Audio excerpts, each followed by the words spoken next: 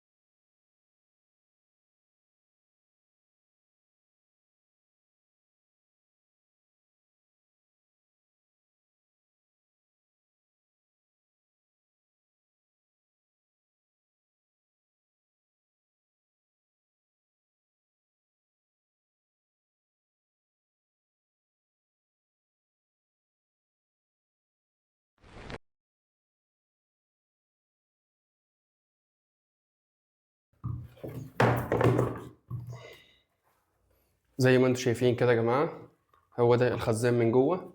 دي عبارة عن بالونة كده اللي بيكون فيها الهواء اللي بتزق المية لما حركة تيجي تفتح الحنفية.